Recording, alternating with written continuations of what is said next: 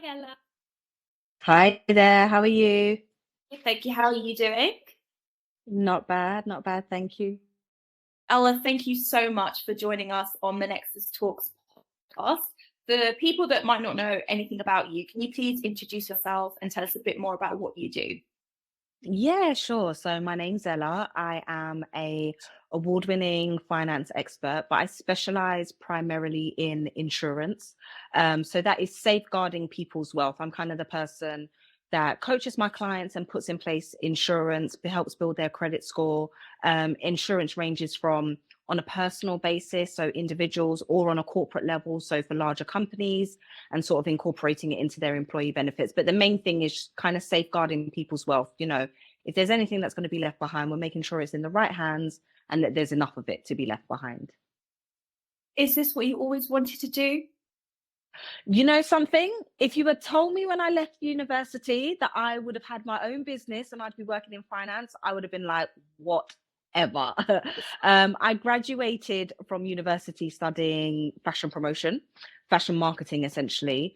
Um, Still absolutely adore fashion, but somehow kind of just sort of landed in insurance. I just had my son, had insurance myself, and it needed to be updated, and stumbled across someone who was able to advise on putting insurance in place for me. And I was like, oh, wow, this is a thing. Like, people actually do this. I thought you just went online and just searched for insurance, on the comparison websites. Um, so I got advice from someone, and then they was like, hey, why don't you do it as well? And I was already freelancing at the time. I was freelancing with sort of more so fashion stores and helping them with their marketing. And then I just thought it was going to be like an additional, string to the bow, like something else to be able to help facilitate. And then once I got in it, honestly, like, never looked back. What drew you to it? Because it's really different, fashion marketing to finance. It's not even, you know? So different. I don't know what it is. Maybe there was like an unconscious pull. I'm like your typical person, or certainly was before. Growing up in my 20s, I was your atypical person that didn't want to check my bank account. The idea, or the sort of, the thought around how finance works just seemed overwhelming. And my thing was, if I bury my head in the sand, then I just don't have to be concerned with it. As long as I'm earning money and I'm able to pay my outgoings, then I'm okay. So I don't know, maybe it was an unconscious pull into the finance industry. But yeah, like I said, I kind of got some context, some clarity as to how the role worked. I've always been in a client facing role throughout every single job that I've done. So I think that's definitely one of my strong points. And then, yeah, and I think also there was, again, something unconscious. I lost an uncle from a very, very early age. Um, and I think maybe I was around about the age of 5. I lost an uncle at the hands of the police. But one thing that's always stuck with me is that he actually had insurance in place, and that was then used, after he passed away, to help go towards his son and then his girlfriend at the time. The insurance then helped to pay off her mortgage. And that was something that I was like, how is it that a 30-year-old Black man, was astute enough or had enough initiative to be able to put insurance in place? And yet here I am, having conversations with people who are in their late 20s and they've never even heard of it. And especially among certain communities, it's definitely something that people maybe not necessarily frown upon, but there are lots of myths that people think insurance doesn't pay out or that it's not necessary. And like I said, here I had a real life case study within my own family. So I think maybe that as well, once I understood the nature of the role, I was like, okay, I'm already familiar with this. So I kind of felt like this pull to say, okay, right, I need to kind of get into this industry to see if I can make a difference. But like I said, once I got into it, never looked back. And you're right about how some people from specific communities do really shy away from worrying about all that stuff.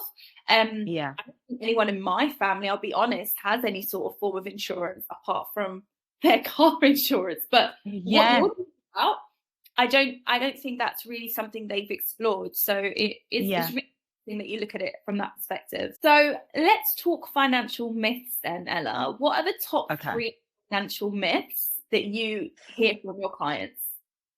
I think first one, primarily working in insurance, is definitely that insurance doesn't pay out or that it's like really expensive. One of the two is pretty much 50-50, which of course is definitely a myth. I mean, I wouldn't work in the industry if it didn't pay out. It would be pretty pointless. And like I said, I've got a family member, so that's kind of like my own case study. But I think it's more surrounding the context as to why insurance potentially doesn't pay out. And that is more so just because people haven't set it up correctly in the first place. And that can be through no fault of their own, maybe not having the right policy, maybe it not being left in trust. So there's loads of different specific things surrounding insurance that make it valuable and make it worthwhile. And not a lot of people appreciate that. So I think, naturally, you don't hear of the 5 stories as to why, or when insurance did pay out, but you will hear of the one story of when it didn't. Do you know what I mean? And that's always a lot bigger than anything else. So so I think that's definitely a common myth. And like I said, it being more expensive, which is not. Bottom line is you pay for what you can afford. So therefore insurance can never be expensive because it's based on budget. I think the 2 others is that people aren't ever going to be in a position to leave behind any form of generational wealth or create it for that matter.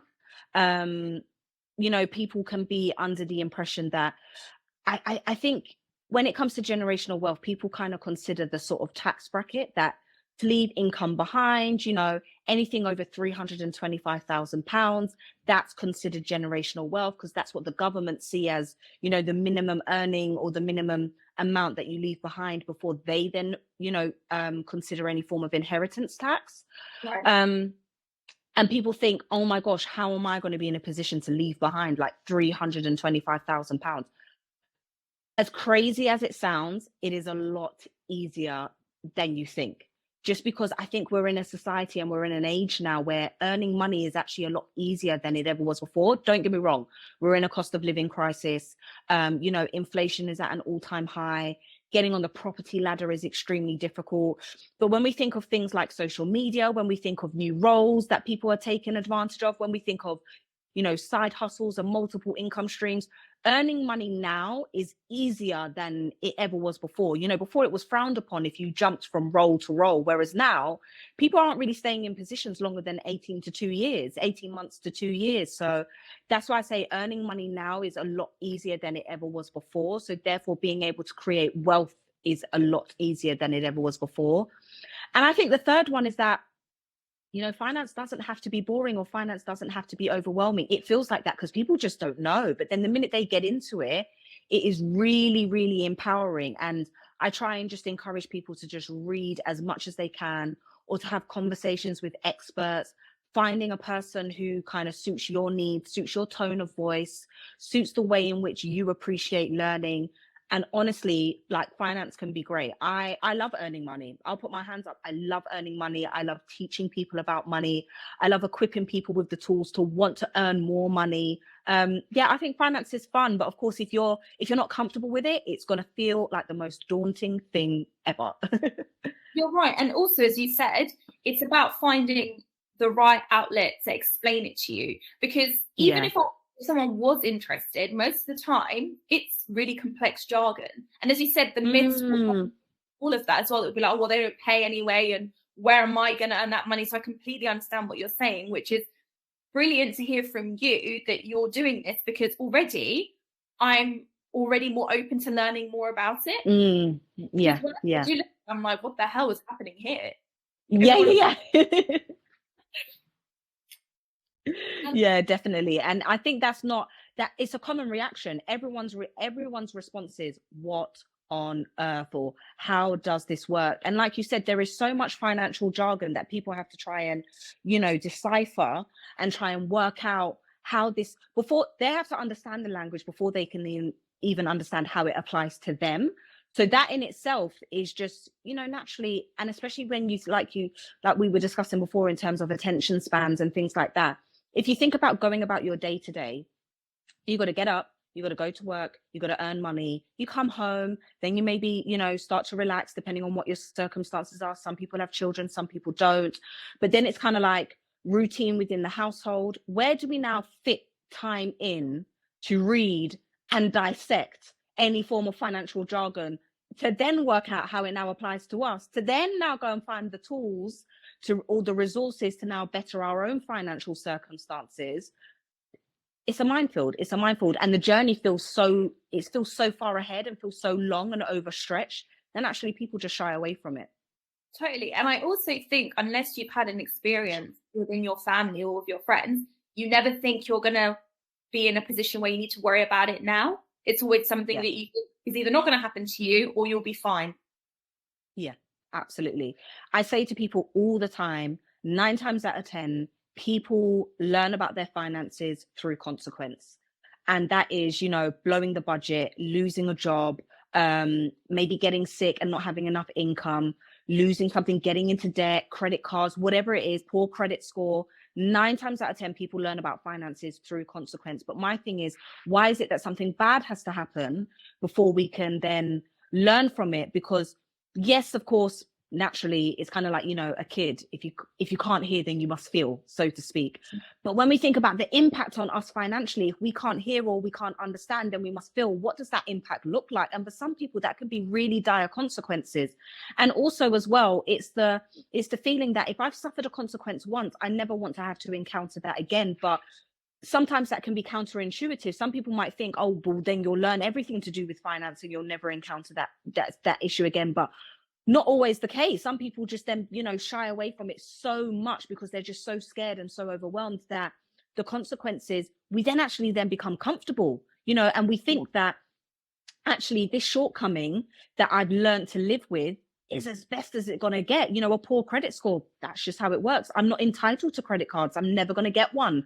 I'm never going to learn what it is to, you know, have significant disposable income because I just can't understand how to budget, or I'm never going to get on the property ladder just because I'm never earning enough. And it's like, you don't have to be comfortable with those consequences. You can actually learn and get ahead of them and then start to feel comfortable with your finances. So then you can, I don't know, just live a life that you're destined for, or that you deserve, or that you want to, you know, choosing a life that you've actually decided, this is the life that I want to live, you know?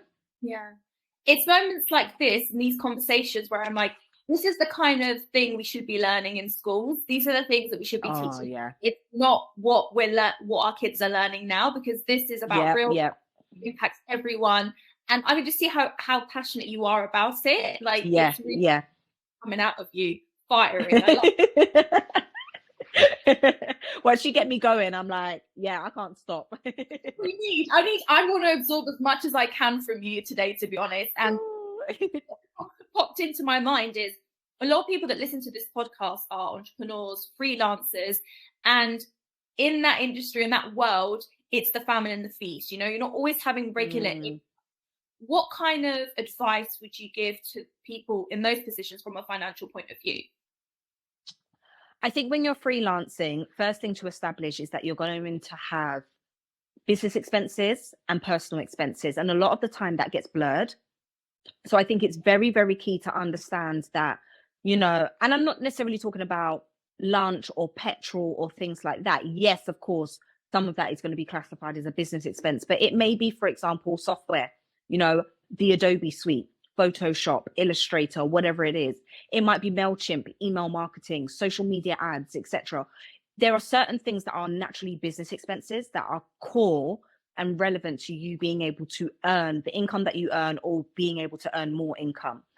And so you need to be able to recognize a minimum income floor. So for example, if your minimum income floor needs to be, you know, £300, because that's what all of your expenses are, anything above that is then a bonus, and it needs to be put aside until you've got sufficient income coming in, or that if you are getting a large lump sum, you're able to budget that over the course over a number of months. So it's being really, really understanding, really, really sort of having that very clear perspective as to what is coming in and what is coming out, what is a business expense and what is a personal expense.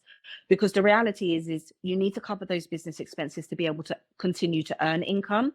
And then, of course, you need to be able to cover your own personal expenses, rent, gas, electricity, food. What does that look like as a total? Anything above that, if you're first starting out, in all honesty, is a bonus. So like I said, if your expenses are 300 and you've just been paid £500 from an invoice, you got to put that £200 aside, because the reality is we don't know if another £300 is coming in next month, Or of course, it can be a case where, you know, if you're in certain roles, you might be paid fortnightly, or you might be paid on a cycle, might be every 4 weeks, or whatever that may be. So you, like I said, you have to be really, really structured when first starting out. And many will refer to it as an emergency fund, or it can be, you know, when something happens funds, or whatever it is. But as long as you have that safety net to fall back on until you are in a position to have regular income, or until you are in a position to have sufficient income that you can then budget and stretch across the months until the next income comes in, then really and truly your money is not your own. Your money belongs to those expenses. Anything in excess of that, like I said, it's not yours to then be spent. It can be grueling in the first few months because it's like, I have no life. I can't step outside until I've got sufficient income coming in. But that's just unfortunately the way it is. Like I said, until you've got that sufficient security built up, because then otherwise you just fall into the trap of one invoice being paid, and then it's like, oh my gosh, I'm chasing, and the money's not coming in. You may have already spent that money in your mind, but the problem is that money hasn't landed in your bank account for you to realistically spend it. So I think that's, you know, it's getting into a role, having clear understanding of what your expenses are. It can be really sort of comforting to understand the difference between personal expenses and business expenses, because then you know what to cut back on. And then, like I said, just kind of understanding that your money is not your own until you've got that safety net, until you've got that cushion, where then you're not having to sort of, you know, knock on people's doors every 5 seconds saying, hey, can you pay me my invoice, please? Because I don't have enough to live off. Honestly, the worst. Where were you 8 years ago? Another thing as well that freelancers, I think, really need to focus on is their retirement plan. Any steps on how, or any advice on how to take those steps? My favorite thing is having a plan and reverse engineering. So having a goal and working back from there. Reverse engineering for me is like the key, because if you think of starting where we are, and let's just say you're on, you know, like average income, £30,000. If we think, oh, okay, I'm going to retire, it's very easy to look at our current circumstances and maybe think, oh, I'm okay. Or when I retire, I'm going to have less expenses. So again, I'm still going to be okay. The reality is we need to kind of plan ahead and say, what do I want life to look like when I retire? And the key question is when do I want to retire? There was news brought out literally last week saying that unfortunately the government is potentially going to have to raise state pension age to 71 to take into account workers who are working, you know, workers basically who are having to take time off sick. And so it's to account for those individuals. Let me tell you, I'm not working at age 71. Like, I can't even fathom getting up and thinking I'm 71 and I've got to get up and I've got to go to work today. And not because I choose to, but because I have to, you know, that fills me with dread. So I think understanding when you want to retire, and bearing in mind, retire doesn't mean I don't want to work. Retire means giving up one's current occupation and no longer having to work. So it's not saying that you can't work part-time. It's not saying that you can't still do charitable work. It's not saying that you can't do any of those things. It's just saying that I no longer need to work Monday to Friday in this current occupation because I have sufficient income that I can fall back on. So like I said, it's having a plan and reverse engineering and understanding what that plan is going to look like. A really good sort of maths that people kind of use when it does come to retirement is saying that whatever your current lifestyle, so for example, if that's £30,000 that you're earning each year, that's kind of funding your current lifestyle, times that by about 10. That's kind of what you need to have to be able to live off when it comes to you then retiring. And then, like I said, it's then reverse engineering that. How am I going to get to that figure? So if that's 30,000, we need £300,000 in a pot. How am I going to get to that figure? Is it going to be through investing? And then calculators, literally you can go online. Anyone can do this. Go online, investment calculator. If I'm in a position to put aside £50 every single month, what's that going to look like at the age that I chose to retire? If it's 300,000, fantastic. That's your plan. If it's state pension, understanding that we need to have, you know, key national insurance contributions enabled to be able to receive any form of pension. We need 35 years of national insurance contributions to be able to receive the full state pension. But again, that's taking advantage of it depending on when the government says you're in a position to retire. So it's what else do I need to fall back on? If it's savings, how much savings do I need? And if it's investing in property, again, what's my property going to look like if it appreciates in capital over the next number of years? So that way, when I retire, can I release equity? Can I potentially sell it and then take advantage of those capital gains? Whatever it may be, what age am I going to retire? How much do I need to retire on? And work back from there.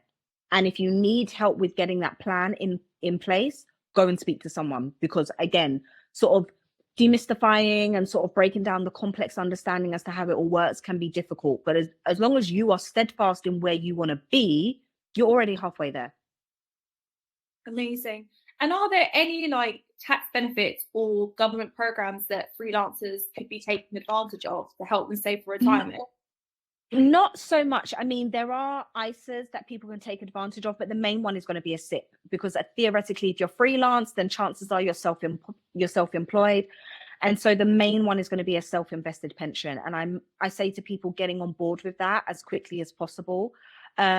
Just because then the sooner you start contributing to it is the sooner it starts to grow.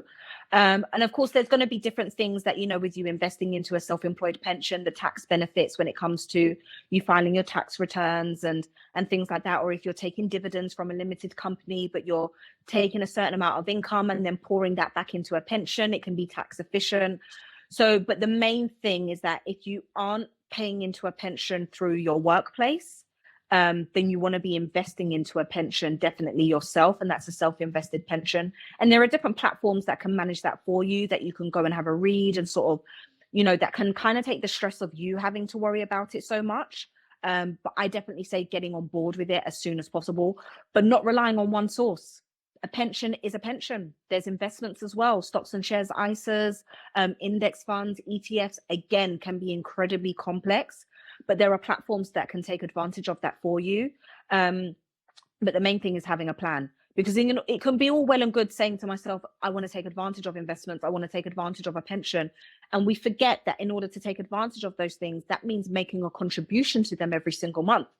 And again, if you're that freelancer that's just started out, making ends meet, where now do we find the disposable income to now contribute to those platforms as well, contribute to those pensions? So again, getting a grip with what the plan is going to be is always going to serve you in the long run, because chances are it may just be a case where you either need to scale back, but scaling back is actually a short-term solution. You can only scale back so far.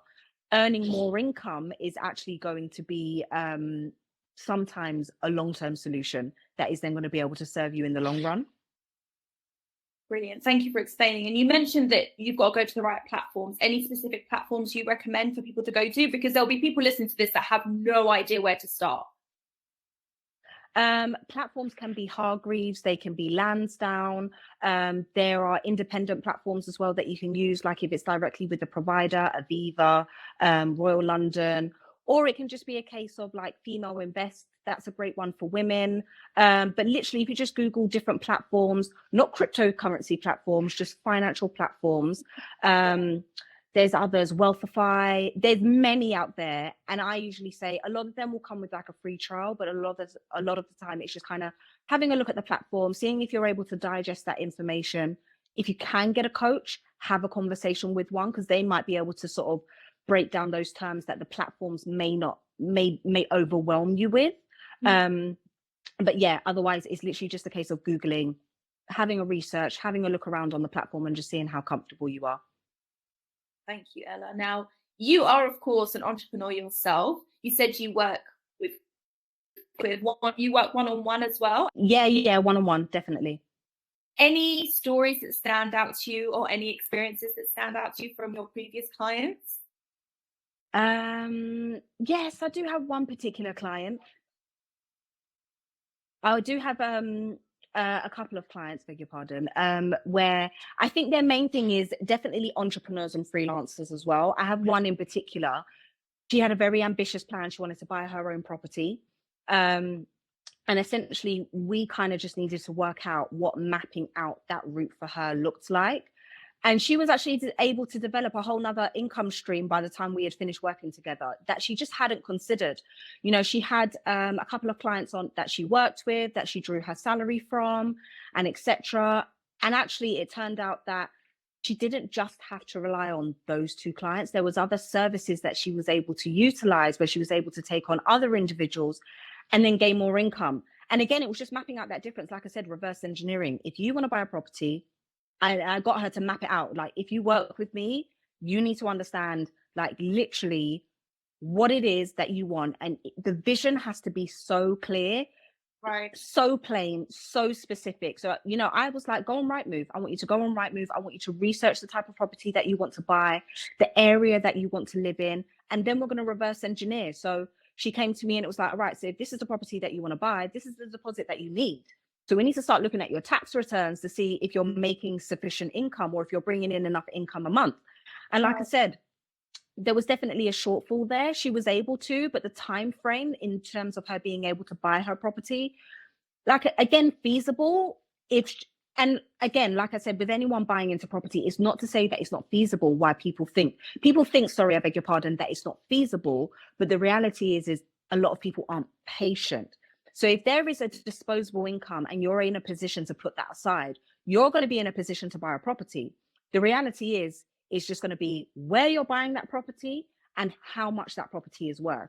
But that money is going to grow, that you're putting aside in savings, and essentially you're going to be able to utilize that as a deposit. It might be £15,000 for some over the course of 5 years. It might be £40,000 for some over the course of 2 years. Of course, it depends on what you're earning. But the reality is if you've got that money put aside, that kind of dictates how quickly you're in a position to get on that property ladder. But like I said, for her, we were able to recognize the shortfall. And then we were able to say, okay, right, you can make income here, or you can potentially make some more income there. So actually, if you start to do those things, that gap gets shorter and shorter, because now you're in a position to bring in an additional £700 a month. And for some, that can seem like a lot, but for some, in comparison to what they're already earning, that can actually be quite minimal. But how empowering is it to be able to earn your salary, to cover your outgoings, to cover your business expenses, and then bring in an additional £700 that can be put aside solely just for that financial goal that you've been dreaming of. So again, that's why I said it's just about having a plan and reverse engineering. And sometimes there are money potholes. There's a message that I say to people, which is never leave money on the table. If you are an entrepreneur or a freelancer or you're self-employed, never leave money on the table. And what that means is, if there is an opportunity for you to be able to make money from something, grab it with both hands. And I'm not talking about like being money hungry. I'm saying, you know, if you deliver workshops to individuals one-to-one, that means you can deliver workshops to individuals. That means you can deliver workshops at corporate level. That also means that you can do public speaking. If you can sell one product, you can sell other products. You can also sell a course teaching how other people how to develop that product. Again, you can do public speaking. Again, you can do workshops. There are, like I said, we're living in an age where you can make money in so many different ways. So it's just people being really clear on that. Of course, time plays a massive factor and etc. But it's just sort of not shying away from saying, okay, this is my day job and I'm actually open to making more money. Because if I'm open to making more money, I'm actually going to achieve that financial goal that I genuinely believe is realistic and is deserving, essentially. Honestly, thank you. You're dropping so many gems. I'm just trying to make them. And I've also got a new phrase, engineering, because it's actually really interesting. I never think like that either. I know that we're looking at this for everybody, but when you look inwards, it's like, I don't ever reverse engineer. I kind of just, I want to do that, and then just hope that I fly to that direction, you know, which is, it sounds so simple, but it's true. How many times do entrepreneurs or freelancers sit down and think, okay, this is what I want, this is what I've got, how am I going to achieve that? Yeah. And when you decided to take the leap of faith and left fashion, did you just literally go solo straight away, or did you work with someone first and then jump ship? To be honest, so working within the insurance industry, you kind of build your own business and source all of your clients and everything like that yourself. So to an extent, it was a big jump. I mean, I was regulated under a broker, so I had the support from a compliance perspective. But yeah, there wasn't anyone that really taught me how to kind of build my business or all of the key things. So again, it was definitely a leap of faith. There was, as I said, I've always worked in client-facing roles. So there was definitely something inside me that was like, Ella, you're made for this. You can do it. Kind of felt like second nature. I was just like, of course I can. Of course I can. But then as you grow a business or as you build a brand or as you want to scale your income, it's definitely pivotal that you seek help, whether that be from a financial coach, whether that be from a business mentor. And I always say, you have to invest in yourself first. So that is reading as much as you can. That is, following accounts on Instagram that look like you, speak like you, kind of are building businesses like you. LinkedIn as well, connecting with people who you think are ahead of you. It's that saying, bottom line is, if you're the smartest person in the room, you're in the wrong room at the end of the day. And you are the sum of the 5 people that you hang around with. So you have to always be pushing and stretching yourself. Otherwise, that's the only way that you're going to learn. So there was definitely, after my leap of faith and thinking, oh, I've got this, that I kind of then had to say, okay, right, Ella, you've got this right now. But if you want to build something for the long term, there is no harm in seeking help from other people. And then that's definitely when I got a mentor. My mentor now is actually my business partner, funny enough. So yeah, so after, like 4 years, my mentor is now my business partner. And like I said, just definitely seeking help from people around you where you can then get that information, because there's going to be things that you don't know what you don't know, right? So there's going to be things that you just wouldn't have considered that are definitely going to be pivotal to you shaping your business how you need to. What's a lesson you learned the hard way when you went solo that you can try and help future entrepreneurs and freelancers avoid? Oh, I would say it's that saying almost that if you stand for nothing, you fall for anything. And what I mean by that is having like a very clear brand. I think is crucial for anyone in business these days to have a brand. And what I mean by that is having a tone of voice, having integrity, having work ethic, having a clear target audience, having a mission.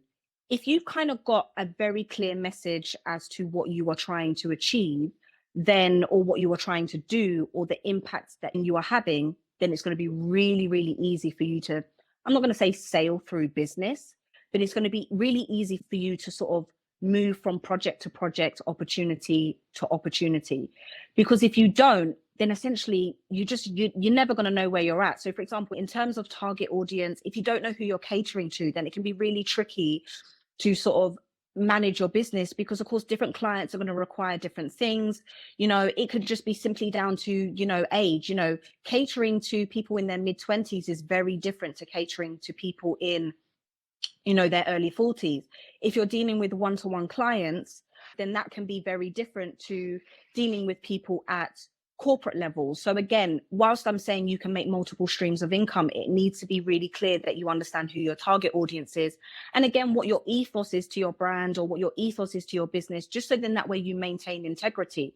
If you maintain integrity, then you maintain quality, essentially. And that's what you want to be remembered for. That's what allows people to book you again and again.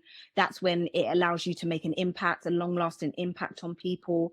So essentially, that's kind of what is those key things that you want to be clear on, because those are what makes you stand out from other people. That's what allows you to have a USP, what sets you apart from other individuals. And again, just gives you peace of mind, because if you know where you are at, what you were doing, and what you were trying to achieve, then it can be so much easier to develop your business than trying to cater to literally everyone. And like I said, if you stand for nothing, you fall for anything. That's when all of the imposter syndrome comes in, and all of the difficult decisions, because it's like, oh my gosh, I don't know what I'm doing, what service, what this, what that, etc., etc. So just having a very clear message, very clear outcome, very clear target audience, and that will certainly help to lighten the load. That was something that I kind of learned almost by accident. I almost developed a target audience by accident. It wasn't something that I set out to do. My thing was just, I'm in insurance, I'm going to look after everyone and anyone. And then as time went on, I was like, actually, no, female financial independence is something that I'm incredibly passionate about. So that is definitely something that I lead with. Yes, I can cater to men and women, but that's something that I lead with. And I aim to educate my clients every time I have a conversation with them, because again, that's something that I'm passionate about. So that has helped me along the years develop a sort of better brand, a clear understanding, being able to make more of an impact than just saying, okay, I'm just going to cater to absolutely everyone. Yeah, exactly. And it makes you authentic. It makes you more authentic, the fact that you do have that specific outlook and the audience that Yeah. you're. Are there any exciting upcoming projects that you're working on or any goals that you want to share with us? Yes. So I am not too far away from opening my own, what shall I call it? Insurance brokers and wealth management company, essentially. So I am in the process of building that. Like I said, I now have a business partner. So I'm in the process of building that. So rather than just being like a one-man band, helping people with insurance and coaching them on their finances, I'm in the process of building a one-stop shop where people can come and they can get, coaching on their finances, coaching on helping to scale their business, putting in place insurance, but then as well, tax advice, working with an accountant, putting in place pensions, literally all under one roof. I'm trying to disrupt the market a little bit. I feel like there's a big gap between people who need financial advice and getting it from an independent financial advisor, or people who need it at grassroots level and therefore can't afford a financial advisor. And so I'm trying to be that bridge where people recognize that they need that support and they need that help. And there are things that they want to do financially that doesn't require a financial advisor. One-stop shop is what I'm looking to do. So I'm not too far off from launching that at the moment. Do we know an approximate date or even a month? I would say, to be safe, less than 6 months away. So excited. Huge congratulations, Ella. Honestly, it sounds like a really important part of the world to put it all in one place. So good luck with all of that. Thank you. My final question, honestly, you've been absolutely. I've done much advice and I've absorbed as much information as possible. And you're back. Hey! Any message you want to leave to people who might be inspired by your story or want to learn a bit more about what you do?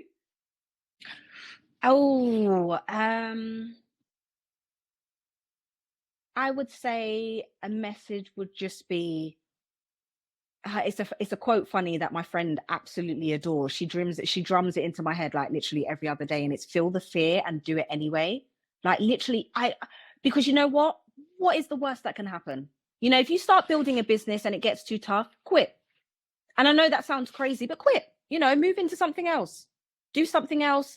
If you're self-employed, go back to being employed. If you're employed, try being self-employed. Like literally just feel the fear and do it anyway, because the worst that can happen literally is just you not continuing it at the end of the day. But if the worst that can happen is, oh my gosh, I feel like I'm going to be a failure, or that I'm not going to succeed, or that I'm not going to have this lasting impact, or whatever, that's what ignites a fire inside you that allows you to continue to go. Of course, nights are going to be long, days are going to be hard, it's going to be stressful, but if you kind of got like that burning desire inside you, you'll keep going no matter what. You just end up, you just go into autopilot. So I think if anyone, like I said, I transitioned literally from two very contrasting industries.